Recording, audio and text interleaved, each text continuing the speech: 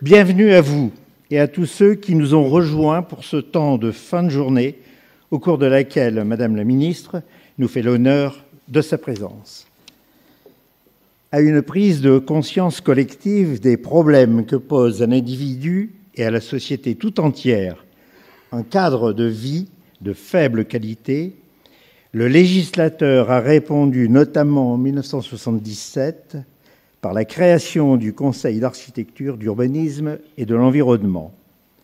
L'objectif a été fixé d'une égalité d'accès pour tous à une offre de services de proximité à la fois pédagogique, technique et culturelle. Aujourd'hui, 92 CAUE poursuivent l'objectif de donner à tout intervenant sur le territoire la capacité de comprendre, d'exercer consciemment, en pleine responsabilité, sa qualité d'usager, de décideur, sa compétence de maître d'ouvrage, de maître d'œuvre, et d'inspirer son action par un souci de qualité. Dans le même temps, les tensions budgétaires des dépenses publiques, la fragilisation du pouvoir d'achat appellent à des investissements mesurés, ajustés, et accroît le besoin d'une réflexion de plus en amont du projet. Quelle que soit son intervention, les publics bénéficiaires viennent chercher au CAUE, outre ses expertises, une approche transversale, une capacité à créer des liens entre des acteurs, entre des cultures professionnelles, et l'objectivité d'un conseil. Celle-ci est garantie par l'indépendance de l'acte professionnel constitutive du CAUE, ses statuts, sa gouvernance spécifique, l'absence d'intérêt dans la maîtrise de l'œuvre. Aujourd'hui, 94% de la population française peut accéder au conseil CAUE. Près de 10 800 communes adhèrent en direct à un CAUE et 11 000 autres à travers 800 intercommunalités. Chaque année, c'est plus de 85 000 conseils dispensés aux particuliers et 18 500 accompagnements de collectivités touchant environ 8 500 communes. Cette couverture territoriale et cette proximité au plus près du projet local constituent des dimensions fondamentales de l'action des CAUE, auxquelles s'ajoute la sédimentation de toutes les données de terrain patrimoniales, statistiques, documentaires, iconographiques, accumulées depuis 37 ans sur des sujets concernant 34 000 communes.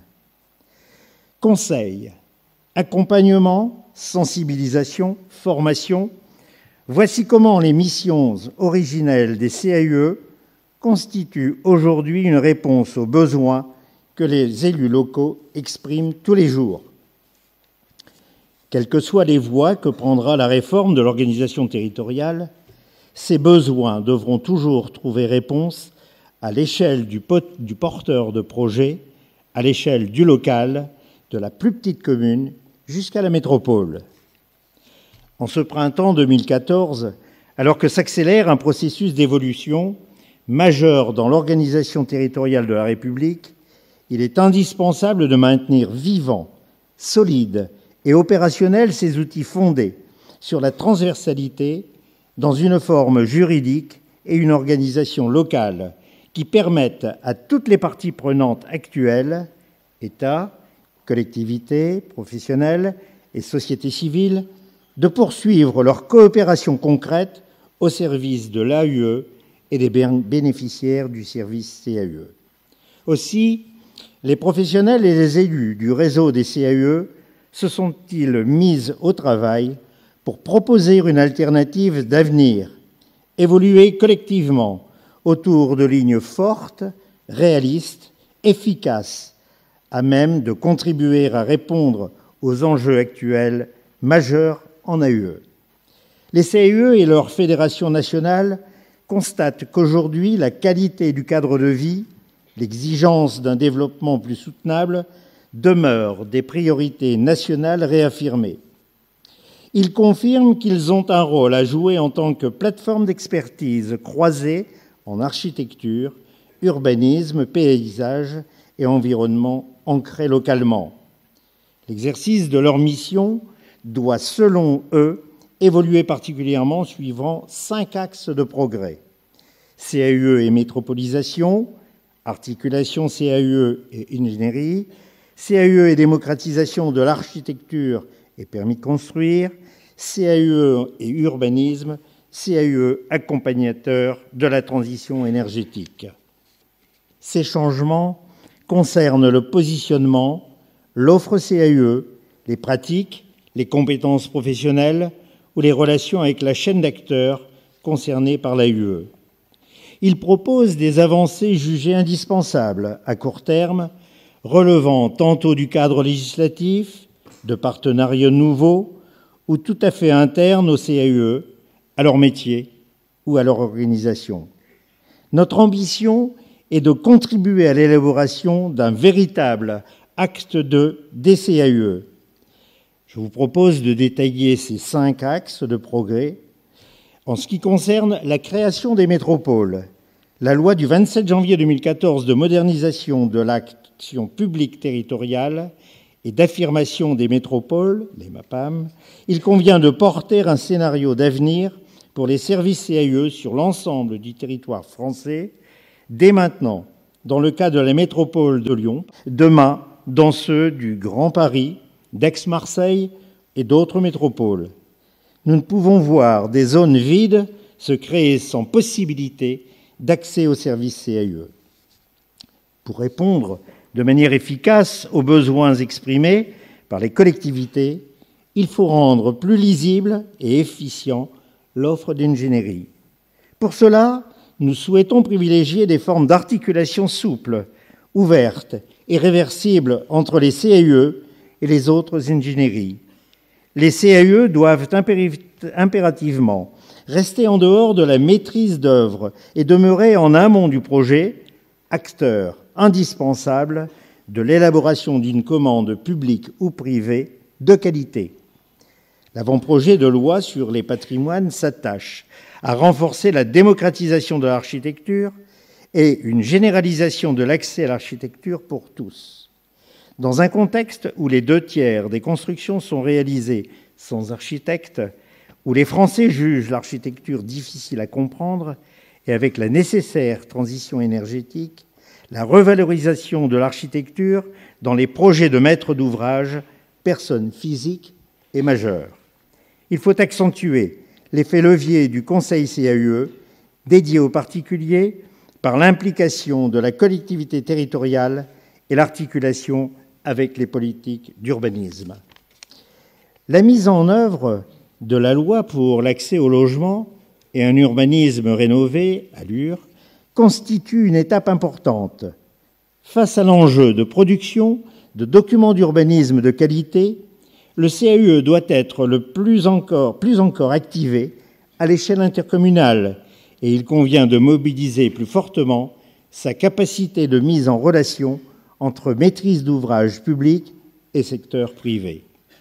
Enfin, face aux enjeux de la transition énergétique, les CAUE ont un rôle à tenir dans ce processus en marche avec la mise en œuvre des dispositifs mis en place par l'État et l'ADEME, la perspective d'une loi transition énergétique et la promotion d'une approche de la question énergétique centrée sur les maîtrises d'usage. Nous proposons donc de viser la généralisation des services du CAUE sur le territoire national en matière d'énergie, d'apporter l'expérience et la compétence transversale du CAUE dans des dispositifs nationaux existants, formaliser et généraliser le Conseil, couplant systématiquement architecture et énergie. Par ces orientations, le réseau entend tracer des voies de progrès répondant à des enjeux majeurs. Pour cela, 3 piliers du CAUE doivent être préservés. L'insécabilité des missions. Elle signifie l'impossible abandon d'aucune d'entre elles au profit d'une seule. Elle insiste sur le profit tiré par les bénéficiaires du service CAUE, de la coexistence et de la synergie des missions d'information, sensibilisation, de conseil et de formation. La gouvernance partagée du CAUE, elle est imposée par les statuts types, eu égard à la vocation d'intérêt général de ses missions et au nombre des acteurs concernés à l'échelle du département. Représentants publics et privés sont membres du conseil d'administration de façon équilibrée. Ce mode de gouvernance participe à l'indépendance attendue du geste professionnel CAUE. Pour terminer, la ressource fiscale dédiée, elle traduit l'intérêt public de l'architecture, de l'urbanisme et des paysages, ainsi que le lien entre l'acte de bâtir, fait générateur de la taxe, et les évolutions du cadre de vie. Elle concrétise la solidarité territoriale. Je me réjouis de constater, Madame la Ministre, que vous avez souhaité faire le point sur cette question en créant une mission de l'Inspection générale des affaires culturelles à laquelle se joindra un inspecteur du Conseil général de l'environnement et du développement durable, CGE2D. Ces conclusions pourront certainement apporter les éléments pour envisager plus sereinement l'avenir. Nous pensons cependant que sans les attendre, il est urgent de résoudre les dysfonctionnements qui existent dans le recouvrement de la taxe d'aménagement. Madame la Ministre, j'attire solennellement votre attention sur cette question cruciale dont dépend à très court terme la simple survie de plusieurs de nos équipes. Nous avons décliné nos orientations en propositions concrètes pour agir. Nous en exposerons en détail tout à l'heure 10 d'entre elles. Je terminerai en vous disant combien j'ai la conviction que pour notre société actuelle, les valeurs fondatrices du CAUE, motivant le législateur en 1977, demeurent essentielles pour bâtir un cadre de vie de qualité. Ce n'est pas le CAUE en soi dont il faut réaffirmer la nécessité, mais bien cet espace de dialogue entre tous les acteurs de l'architecture, de l'urbanisme et de l'environnement, cet outil qui leur appartient en propre, en tant que partie prenante d'un projet dont l'ambition commune est au fond tout simplement de rendre l'espace heureux, et je pense que vous vous souviendrez qui a pu dire ça. Je vous remercie pour votre écoute